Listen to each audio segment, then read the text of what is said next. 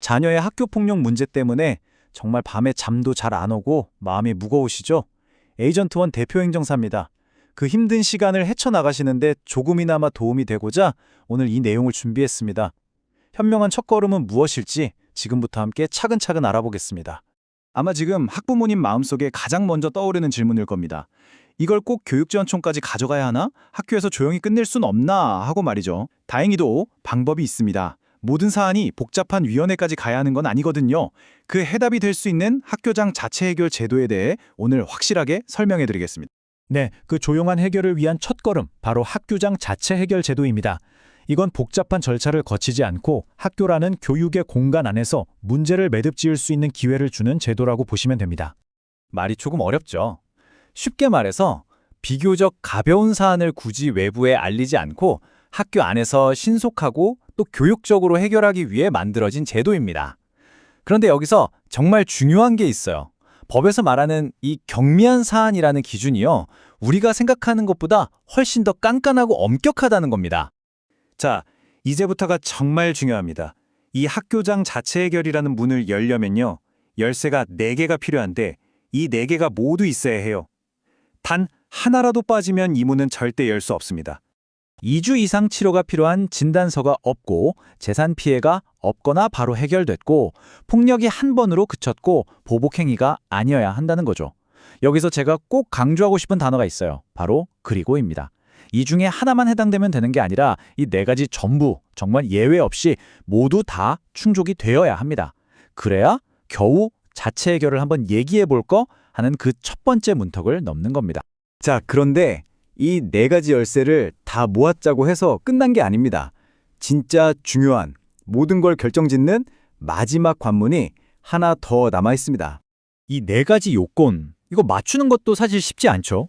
하지만 설령 이걸 다 갖췄다고 해서 이제 됐다, 안심하기엔 아직 이릅니다. 그게 뭐냐면요, 바로 피해 학생과 보호자분의 서면 동의입니다. 서면 동의.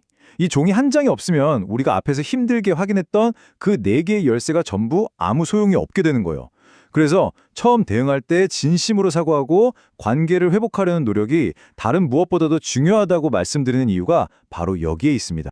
그런데 좋은 마음으로 원만하게 해결하려고 이 제도를 쓰려다가 오히려 일이 더 커지는 경우가 생각보다 많습니다. 왜 전문가의 도움이 필요한지, 왜 그게 값비싼 실수를 막아주는지 제가 실제 사례를 들어서 설명해 드릴게요. 요건을 충족하지 않은 학교장 자체 해결은 위법하다. 이게 그냥 나온 말이 아니라 실제 행정심판 결정문에 있는 말입니다. 무슨 얘기냐면, 겉으로 보기엔 조건이 다 맞는 것 같아서 학교에서 자체적으로 종결을 시켰는데 나중에 알고 보니 그 요건 해석에 문제가 있었던 거죠. 결국 어떻게 됐을까요? 그 결정은 위법이다, 잘못됐다 판결이 나서 전부 뒤집혔습니다. 그리고 사건은 다시 교육지원청으로 넘어갔죠. 시간은 시간대로 쓰고 감정은 감정대로 상하고 정말 최악의 상황이 된 겁니다. 이게 바로 첫 단추를 잘못 끼우면 어떻게 되는지를 보여주는 겁니다. 그래서 신중하게 전문가와 함께 검토하는 건 그냥 도움을 받는 차원이 아니에요. 나중에 생길지도 모를 더 큰 분쟁을 막는 반드시 필요한 예방조치 같은 겁니다. 저희 같은 전문가가 하는 일이 바로 이런 위험을 막아드리는 겁니다.